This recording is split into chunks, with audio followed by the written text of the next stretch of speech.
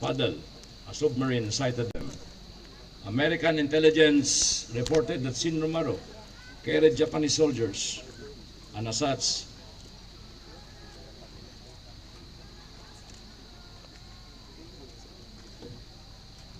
U.S. forces aboard U.S. paddle planned an offensive action against the convoy, unknowingly and unaware that it carried the POW ally.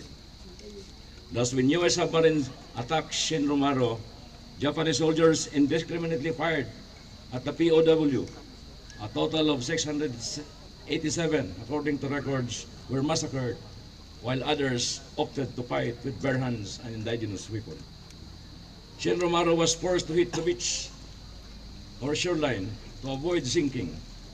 Those who abandoned ship were brutally shot and either died of drowning.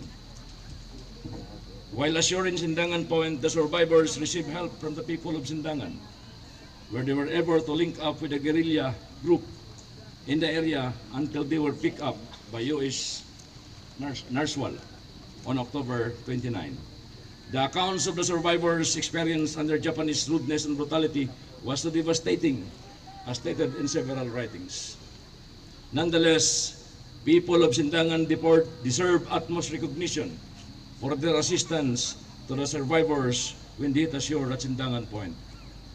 This action manifests the highest extent the sense of heroism in different levels as it saved the lives of the survivors.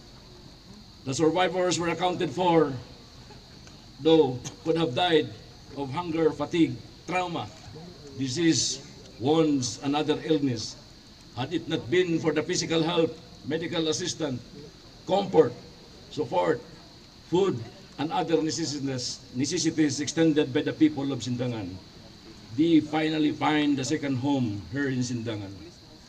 As we commemorate this Shin Romaro incident, we reflect on the acts of the heroism of the people of Sindangan, the innate nature of a true Filipino values that flows deep in the veins of every Sindanganon, an act which made you truly proud to be its citizens today. No wonder we have the likes of General Llano. He happens to be the 72nd IB commander also, and he was with me in the United States when we were still in the active service. I'm proud to say that he was once my mentor, a big brother who molded me into what I am today. Thank you very much, sir. Pakapin lang yan, sir. I am certain that most of us present here today, though we have not been in that situation, to show our heroism, is truly aware that given the same circumstances, I rather pray not. We'll surely do the same. As we remember the heroism of our forebears and unveil this marker, let us put to mind that their action bespeak of what is Sindanganan is made of, and we cannot dishonor their acts during those times. As we embark in the new chapter of our history and facing of many challenges that confront us, we still can be a hero. Right now, we're addressing a common threat that tends to destroy our freedom as peaceful, loving citizens. In effect, it adversely stalled our efforts towards development as a progressive community. The long struggle to end insurgency is a bit elusive, yet achievable. Our misguided brothers from different ideologues, whom we unfortunately call our enemy, is still blinded by wrong belief that revolution could transform our society. Your armed forces today is focused on winning peace, as bannered in our internal peace and security plan, known as Bayanihan, with the main goal of forcing the menace of the society to abandon armed struggle, arrange political settlement with the MILF. That is why we have initiated peace accord with the group, defeat the Abu Sayyaf, other auxiliary threat groups, and terrorism itself. While some of this threat may not necessarily be present here, the security situation in other areas has a direct bearing and implication in its neighboring areas, including your very own Sindangan.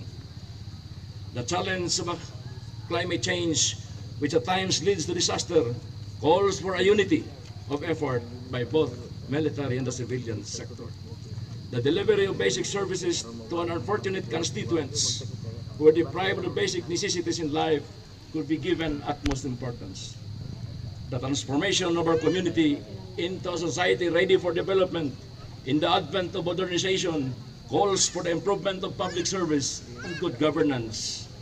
Our action in addressing these challenges are reflective of what Sindanganons are.